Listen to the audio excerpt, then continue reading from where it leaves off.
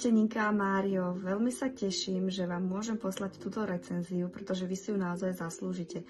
Ide o recenziu ku vášmu programu Majster prejavu, ktorého som bola súčasťou a za čo vám veľmi pekne chcem poďakovať, pretože tento váš kurz mi otvoril ďalšie možnosti vo svojom podnikaní a vo svojom smerovaní v online priestore.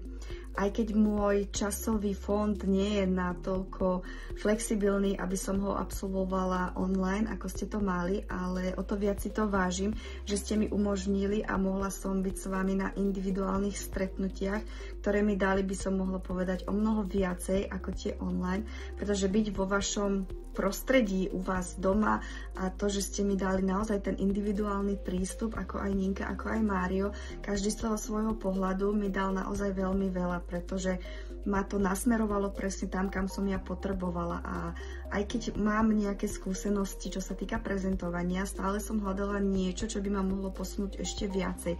A práve vďaka vám som to dokázala. Nebojím sa vystupovať, nebojím sa ísť online a nebojím sa prezentovať pred ľuďmi takým štýlom tým mojim, pretože je jednoduché si niečo napísať, prepísať, alebo to jednoducho rozprávať tým ľuďom to, čo si napíšeme, ale prejaviť tie svoje naozaj veci, ktoré sú v nás, nie je také jednoduché a vy ste mi dopomohli k tomu, aby som to objavila. A viete, čo je na tom najlepšie? Že tie spätné väzby stále chodia. A nie sú to len spätné väzby od Ninky a od Mária, ale práve od ľudí, s ktorými som ja v kontakte, pre ktorých ja sama niečo tvorím, pre ktorých ja vlastne ten prejav vlastne mám.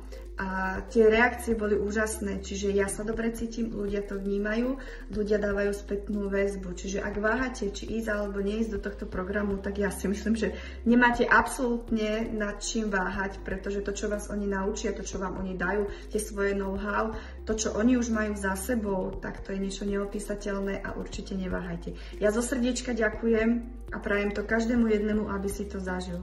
Ahojte.